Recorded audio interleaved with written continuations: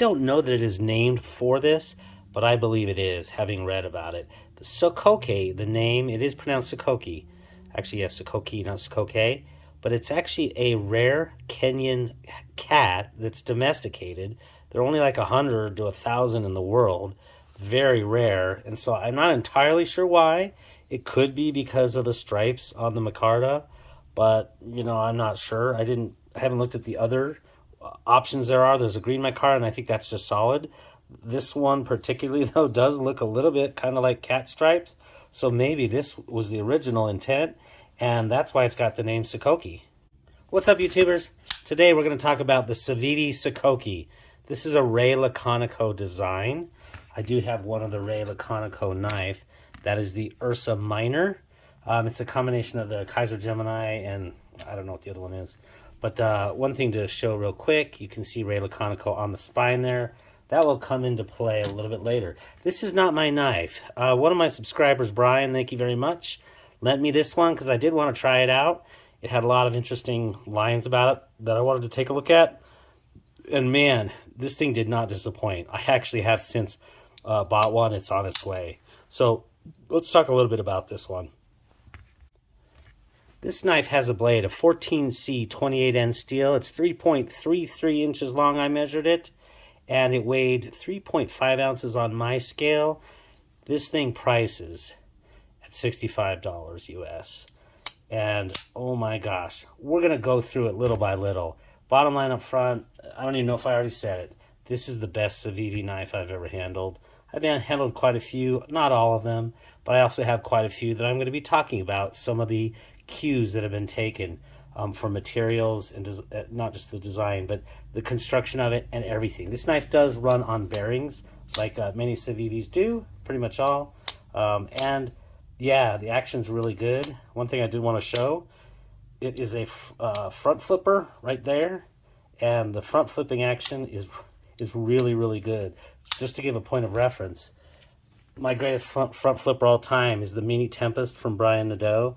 This is a $375 Chinese knife. Great front flipping action. Best ever. This is a $65 knife. I can definitely fail it sometimes. It's not perfect, but it's really damn good. Probably the second best front flipper that I have. So talking about the action already, it's really good. You can deploy it in many ways. Thumb studs as well. So you have the backside Spidey flick. Works just fine. Yeah, this is something special. Let's talk about why I think it is the best Civivi knife. Let's talk about the blade. So this blade cuts. It's very thin and slicey, essentially a full flat grind. It does have a release wedge on top. This thing cuts almost as good as the Civivi Praxis in terms of the slicing. It's a little bit thicker blade stock, but it does slice. It's almost indistinguishable, and the way it feels in the hand, very comfortable. So there, it beats the Praxis, in terms of, it's more legal in other areas, and it just looks a lot classier. Let's talk a little bit more about other blades that use 14C 28N steel. Plus, the Praxis uses the 9CR18 MOV steel. Not bad, but I do believe the 14C 28N definitely does a little bit better. I know I've had better experience with it. No problems with this one. I did not beat it up too hard because it was not mine. But these other two knives, the Civivi Cogent, their first button lock, well, I should say their first button lock that actually had a detent versus a lock out. But the Civivi Button Elementum, both of those use 14C 28N steel. Fantastic. In terms of the blade use, they both are really good. This one is, maybe other than just certain cuts that have an advantage of the hollow grind here with the Elementum, the thing cuts, again, as good as those. Has that little bit bigger blade, a little bit more capable in bigger situations. So, you know what? It's between the three, I would say the blade probably wins that battle there. So really, really good. Some of the other ones, the classic, the Civivi Elementum. A few things that they kind of messed up here. One is they didn't have a solid piece of G10 or micarta or any of those that have micarta. They just kind of have this open cutout here. So that kind of cheapens it a little bit. It just has the single deployment method with the flipper. Of course, there is the new button locks, and that's a good thing. But, it's a little bit small too. So I think it really beats the Elementum on many fronts. At least, like I said, I put this in my wife's hand. It did well, and it does really good in a medium-large hand. So really good there. Let's talk about some of the budget models. Oh, this was the S35VN steel, which was good. Actually, I would choose that over this one. It held really well. But, you know, this one is, I think, $75. So you're talking about a higher price. You know, in terms of some of the extreme budget line, is the Civivi Ortis. This one has a hollow grind, and for me, this was like $38 knife. Really, really good. It has multiple deployment methods. It has a nice little hole there. Very nice and slicey. But, you know, where this one kind of fails is it has this this basically fiberglass or the glass-filled nylon, sort of plasticky. And this one, they did it really well, but it's just not the same as this nice micarta. We haven't even talked about the handle yet, so I think it's better than that one. Let's go to the Civivi Pintail. Pintail is just a little bit small. Again, they did a lot of good things on this one. For example, the Elementum did not have, it was not left side mountable, but with the Pintail, they did go ahead and add in left side clip mount, you know, from just the right hand side. So that's a good thing. Again, you do have the multiple methods of deployment, just like you do on this one. This one's essentially thumb stud, but overall, still, the Sokoke beats it. What I consider their best button lock, I have not handled the Conspirator, by the way, but the Civivi Altis was top notch. For me, it's the best button lock they made. They really made a lot of improvements over the Cogent. Did everything, you know, that I had wanted, and again, just a little bit small. If you're looking for a super small, that might be the better option. That one, I want to say this one, well, they don't make this particular one. I'll go ahead and link a video I did where I actually had to swap the scales and get it right because they messed it up. But these range from, I think, $75 to $85 or so. So with the button lock, you're going a little bit more expensive. Again, the Sokoke wins. The Appalachian Drifter. This is the first front flipper I had from Civivi. This is the Drifter 2, which is locking. It's not that double detent one, but this is pretty nice in that it has a reach to the front there with your index finger, and I did really like that. This was one of the better ones that has contouring and micarta. So this one for me, it's not as good of a flipper. It does have multiple deployment methods though.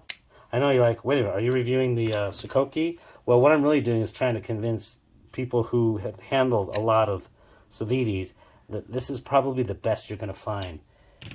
And then the last thing, we know that Civivi makes the Ferrum Forge knives, and this is the Stinger. It has, you know, a couple different deployment methods with a fuller and so forth, just very thin in the hand.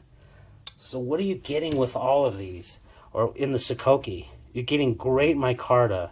You're getting a contouring. If you take a look, there is a little bit of contouring, so it really feels the hand excellently. You're getting a full-length micarta backspacer there, and when you're cutting into wood and doing things like that, you will definitely notice a difference, and I'm kind of realizing that it's definitely an advantage to have the full backspacer there. You know, also keeps out junk. The liner lock, this is a liner lock, and for myself, it was not too hard to get to, having dealt with some other ones. Oh, that was one of the complaints about the Appalachian Drifters. This one was really, really tough to get into there for that liner lock. This one, for me, it's just fat enough and just big enough, and they provide a little scallop there. You can see, yeah, that little scallop right there to get your finger in there. I didn't really have much problem at all with that one. Everything about this knife, it's classy, the way it carries in hand. The micarta is good. There's no gapping. You can hold this up to light and nothing gets through. The liners are inset, so it's not like most of the Civivi knives where they're going to be shadow boxed or just going to be layered like sandwiches. They're going to be inset there. They did cut out they drilled some holes for weight relief in that liner, but it is a nice full liner and really, really good. And again, at 3.5 ounces for a 3.3 inch blade, yeah, really, really tough to argue with that. You know, what are my complaints? These are the absolute most minor complaints. Still doesn't take it off the list as the best one ever. They did print the name Laconico on here. Not a huge deal. Civivi doesn't do a lot of billboarding. The other side of the blade is clean. But knowing that a lot of other Laconicos do have the name on the spine. I just wish they had gone for it and done the name on the spine and left the blade entirely sterile. That would have been that would have been fantastic. One of my initial moans was that they put jimping in the wrong place, so that it should be up here. But then I realized that's not jimping for use. That was jimping for the front flipper there. So yeah, you know what? I don't really have a problem. Jimping, I'm not going to be doing super heavy hard work with this one, but it's pretty capable and solid.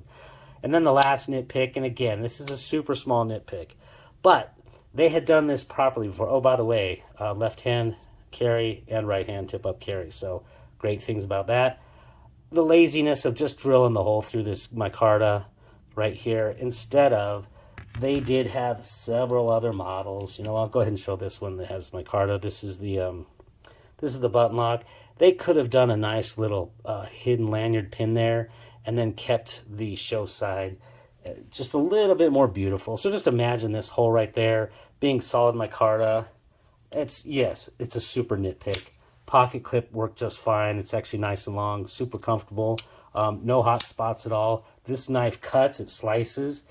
Oh, it handles well. Yeah. Like I said, I haven't handled every Civivi, but for my money, overall, I just don't think for $65 you're going to find a better Civivi. And if there is a better one, I'd love to try it out. Maybe the Conspirator.